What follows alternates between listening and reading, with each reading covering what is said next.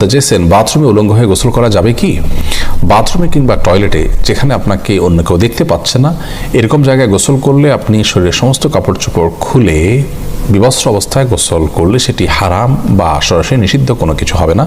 আমাদের মনে রাখতে হবে যে একটা সময় পৃথিবীতে মানুষের বেশিরভাগ মানুষেরই অনেক বেশি কাপড় চোপড় থাকতো না, অনেকেরই একজোড়া কাপড় থাকতো যেটা দিয়ে তিনি তার জীবন পার করে দিতেন। আজকাল আলহামদুলিল্লাহ আমাদের অনেক কাপড় চোপড় রয়েছে। তো যার সামর্থ্য আছে এরকম অবস্থায় তিনি সকল কাপড় চোপড় খুলে গোসল করাটা তার জন্য অনুত্তম।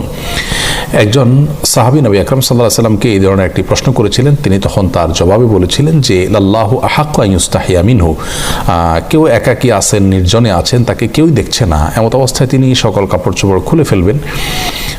এ বিষয়টি অনুত্তম, কারণ আল্লাহ তাআলা তাকে দেখছেন, আল্লাহর প্রতি তার লাজ লজ্জা থাকা উচিত অন্তত। আর এটি নানান দিক থেকে আমাদের জন্য ক্ষতিকর বটে, মানুষের স্বাভাবিক লজ্জা এটাও কমে যায়। এই জন্য একান্ত প্রয়োজন না হলে বাথরুমে উলঙ্গ হয়ে গোসল না করাটা উত্তম। আমাদেরকে নবী আলাইহিস সালাম যে নির্দেশনা দিয়েছেন, বোঝা যায় নবী সাল্লাল্লাহু আলাইহি সাল্লাম প্রয়োজন ছাড়া বিবস্ত্র হওয়ার বিষয়টিকে পছন্দ করতেন না। তবে যদি কেউ বিবস্ত্র হন, তিনি একাকী আছেন, কেউ দেখছে না, তো সেটা তার জন্য হারাম হবে না। একটা হলো অনুত্তম আর একটা হারাম, দুটো জিনিস। কিন্তু হারাম হবে না বিষয়ের কারণে, গুনাহ হবে না ওটার কারণে, কিন্তু অনুত্তম হলো একজন মুসলমান অনুত্তম কাজ থেকে বেঁচে থাকার চেষ্টা করবেন, কিন্তু প্রয়োজন হলে তিনি এটি করতে পারেন। অতএব গোসলের সময় অন্তত নাভি থেকে হাঁটু পর্যন্ত সতেরো জায়গাটুকু ঢেকে থাকে এরকম গামছা বা তোয়ালে বা লুঙ্গি অনেক কিছু পরনে থাকলে অবস্থায় গোসল করাটাই হলো ভালো।